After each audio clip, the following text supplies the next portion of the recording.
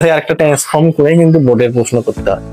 খালি সোজাসুজি শিখলে তো পারবা না, সৃজনশীল করতে পারবা না। নম্বরে তুমি দেখতেছ যে এখানেও আয়তন দেওয়া আছে, এখানেও আয়তন দেওয়া আছে, তোমার বের করতে বলছে দৈর্ঘ্য প্রসারণ সহ।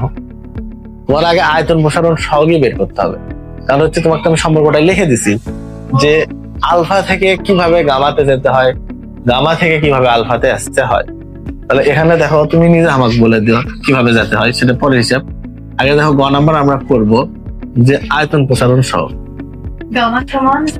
আমরা জানি আয়তন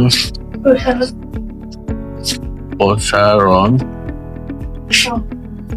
সহ গামা সমান কি বাবা? V2 মাইনাস V1 ডিভাইডেড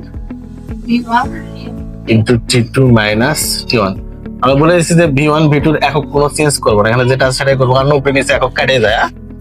তাহলে এখানে আদি আয়তন যেটা V1 কত দেওয়া আছে বাবা? 26.8 ঘন সেমি।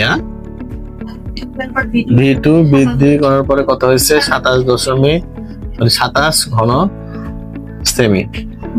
আর T2 কত? T1 কত?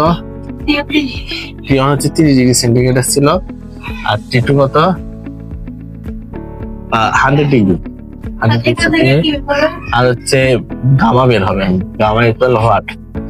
গামা যদি বের করতে চাও তাহলে কি লিখবো? 27 বিয়োগ 26.8 ডিভাইডেড V1 কত?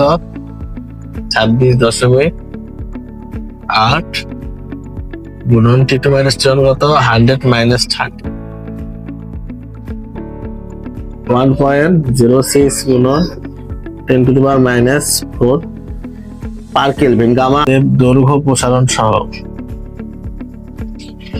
প্রসারণ সহ।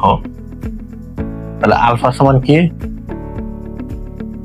Gamma divided 3। তাহলে গামার মান আমরা কত পেয়েছি?